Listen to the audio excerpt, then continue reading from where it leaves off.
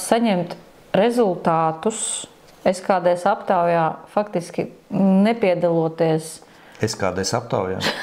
Tur ir jāmāk, jā. Draugi, Panorāma bija ziņojusi, ja, ka tur ir Kaktiņš ir izmērījis reitingus uz Rīgas domi janvārī. Un mēs esam tātad iekļuvuši, cik mums bija? 2,2. Pēc nosvēršanas bija 3,4. Tas nozīmē, ka vēl līdz 5% tā kā jāpaaugās. Vēl mēs nevaram tagad atslābināties. Bet, visi saka, jūs tur tā kā, jums nav 5, jums nav 6, jūs vēl tādi māziņi, jūs vēl augat. Protams, ka mēs augam, tāpēc, ka mēs šajā aptaujā vispār nebijām pieminēti. Kā tas bija? Mūsu sekotāji sāka sūtīt bildes.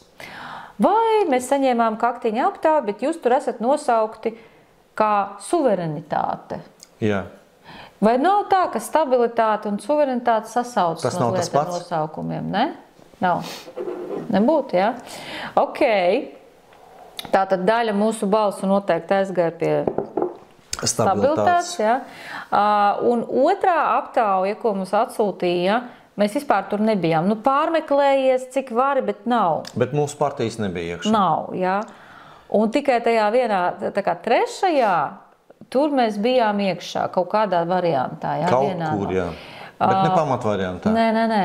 Un tad, protams, un tagad ir jābrīnās, jo es saprotu, es apzināti redzu, ka, Arnis Kaktiņš un SKDS ir pieteikuši mums tādu karu, jā, jo mēs norādījām uz problēmām viņa darbībā, to nedrīkst darīt. Mēs pārkāpām visus noteikumus, tieši tāpat kā ar nekā personīgi.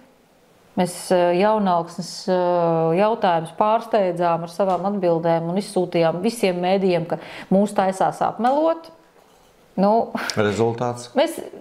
Mēs rīkojamies diezgan, teiksim tā, nekonvencionāli.